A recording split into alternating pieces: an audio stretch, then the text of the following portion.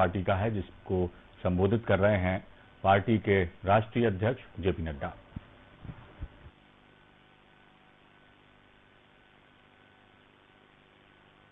पहुंची नहीं पाई। हमारी सरकार ने एक ही साल में इन सभी गांवों में बिजली पहुंचाई है और इसके बाद सौभाग्य योजना के माध्यम से बिजली से वंचित घरों को भी रोशन करने का प्रण लिया गया है।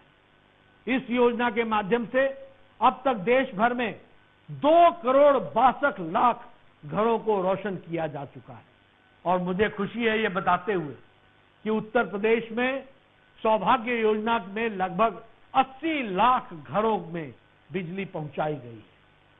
आज आजादी से आज तक देश के गरीबों के लिए स्वास्थ्य के बारे में कभी किसी ने नहीं सोचा। गरीब स्वास्थ्य पर भारी भरकम खर्च कर रहा था, वो परेशान था, वो दुखी था। माननीय प्रधानमंत्री जी ने न केवल दवाइयों के लिए दाम कम किए, मेडिकल उपकरणों के लिए दाम कम किए, बल्कि देश के लिए लगभग 55 करोड़ लोगों के लिए 5 लाख रुपए का सालाना मुफ्त स्वास्थ्य बीमा की योजना आयुष्मान भारत उपलब्ध करवाया। विश्व स्वास्थ्य संगठन के निदेशक ने और कई देशों ने इस योजना की तारीफ की है। कई देशों ने इस मॉडल को अपने अपने देशों में लागू करने के लिए भारत से सीख ली है। अमेरिका सहित कई देशों की जनसंख्या से अभी अधिक देशों को हम 5 लाख रुपए तक का मुफ्त स्वास्थ्य बीमा उपलब्ध करा रहे हैं, जो कि अपने आप में एक बहुत बड़ी बात है, एक रिकॉर्ड है।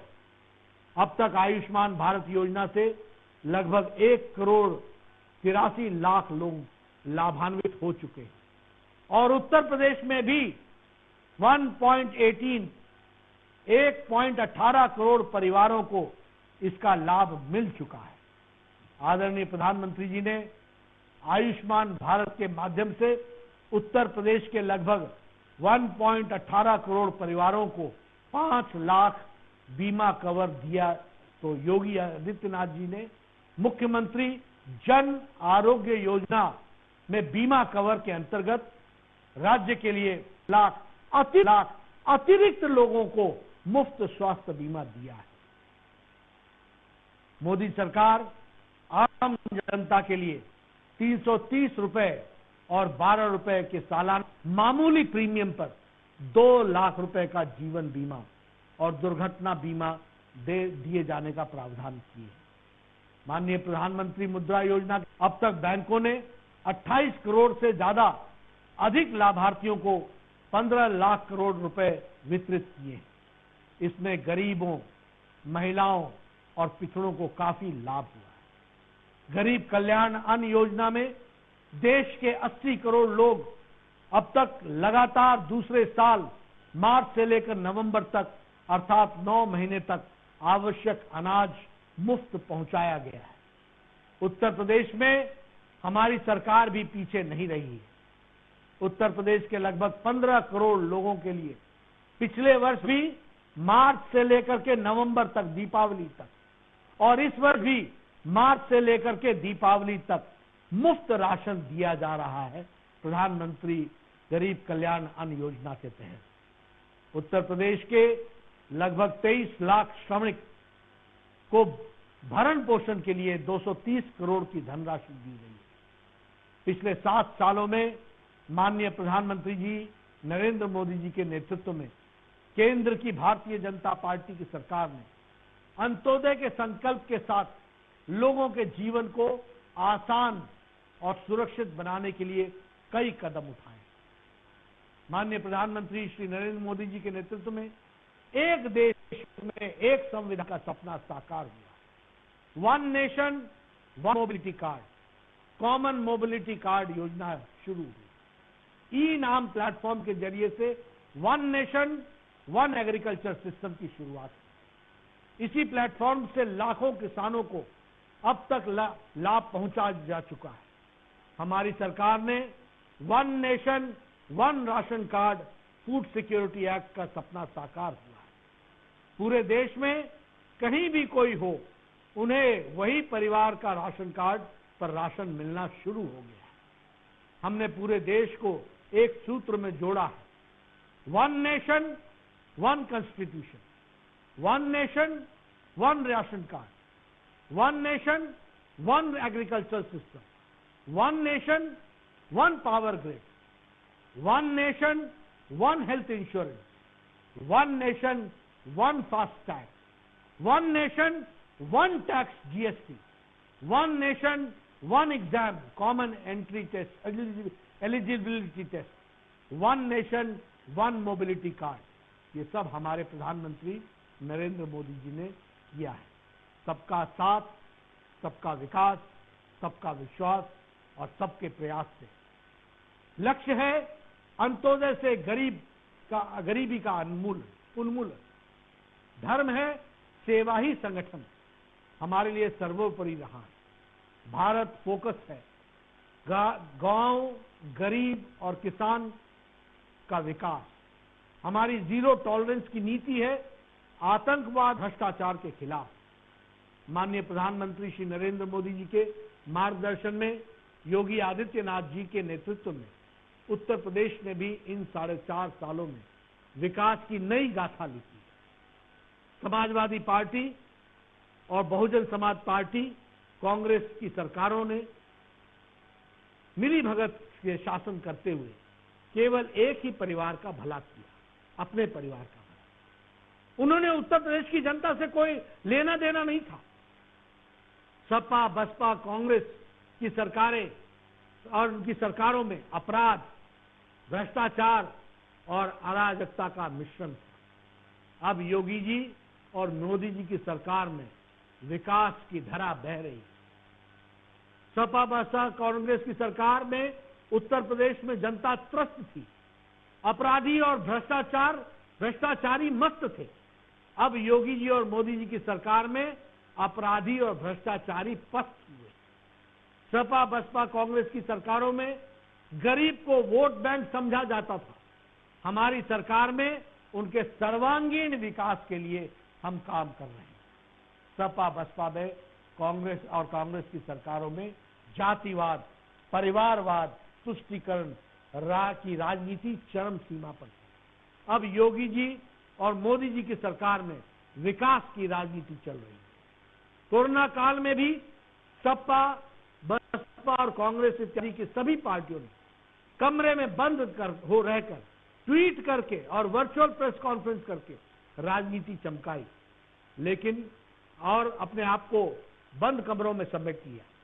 इतिहास याद रखेगा कि जब उत्तर प्रदेश की जनता मुसीबत में थी तो इन्होंने किसी तरह भी अपने नागरिकों से, हर तरीके से नागरिकों के साथ मुंह मोड़ लिया।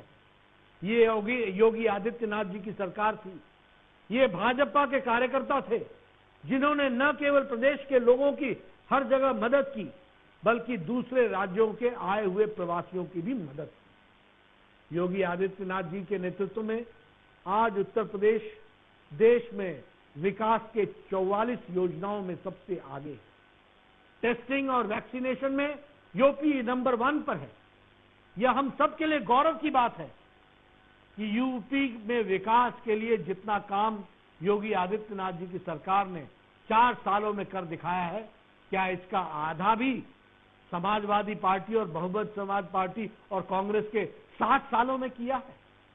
मैं सपा, बसपा और कांग्रेस के नेताओं को चुनौती देता हूं कि वो अब तक की अपनी सरकारों के कार्यकाल का हिसाब लेकर सामने आए और हमारे बूथ के कार्यकर्ताओं भी उनसे खुली बहस करने के लिए तैयार है। जितना काम पिछले 4.5 सालों में उत्तर प्रदेश में हुआ है, उतना किसी भी सरकार में अब तक नहीं हुआ। योगी आदित्यनाथ जी के नेतृत्व में आज उत्तर प्रदेश में कानून व्यवस्था, लॉ एंड ऑर्डर सुदृढ़ हुआ है। अपनी आज यूपी छोड़ने पर विवश हुए। अपराधियों में खौफ साफ देखा जा सकता है। योगी सरकार में उत्तर प्रदेश में माफियाओं को 1574 करोड़ रुपए की संपत्ति जब्त हुई है। उत्तर प्रदेश में लूट, डकैती, हत्या जैसी घटनाओं में 28 से 50% तक की कमी दर्ज की गई है। योगी सरकार में उत्तर प्रदेश में दंगा मुक्त राज्य के रूप में स्थापित हुआ है। योगी सरकार की अपराध और भ्रष्टाचार पर जीरो टॉलरेंस की नीति रही है। महिलाएं आज सुरक्षित हैं। पिछले 4 वर्ष में मुठभेड़ में लगभग 144 अपराधी मारे गए, जबकि 3,251 घायल हुए। गैंगस्टर अधिनियम के तहत 43,294 और एनएसए के तहत 630 मामलों में कार्रवाई की गई। जैसा कि मैंने पहले कहा था, मोदी जी और योगी जी की जोड़ी ने उत्तर प्रदेश में धर्म, संस्कृति और विरासत को संरक्षित और संवर्धित करते हुए इसे एक नया आयाम दिया है। एक समय था जब उत्तर प्रदेश में भगवान श्री राम का नाम लेना भी दूभर हो गया। भगवान राम के सेवकों पर गोलियां चलाई गई थी।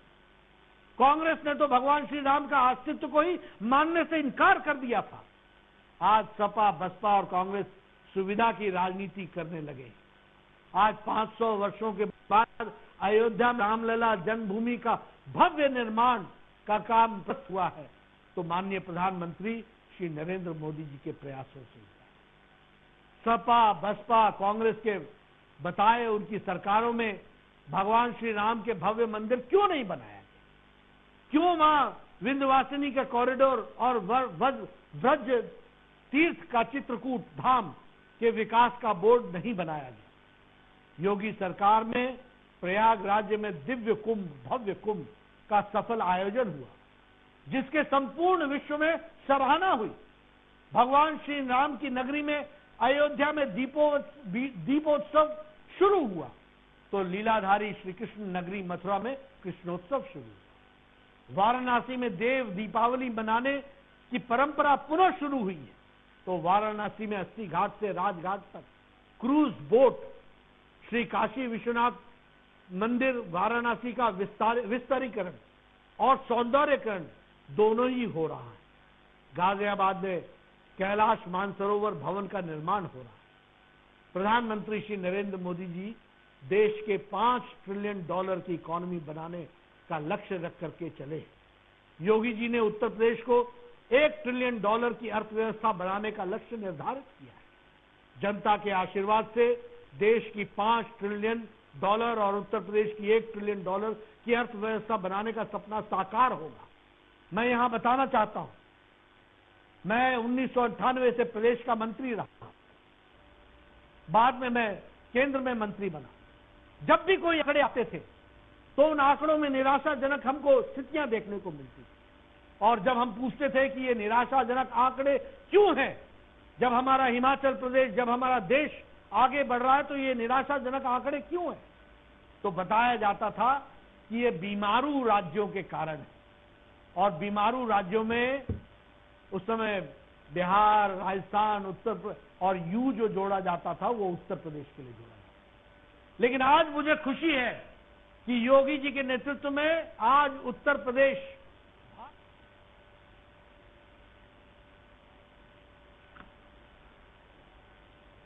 भारतीय जनता पार्टी के राष्ट्रीय अध्यक्ष जेपी नड्डा बूथ विजय अभियान को संबोधित कर रहे हैं।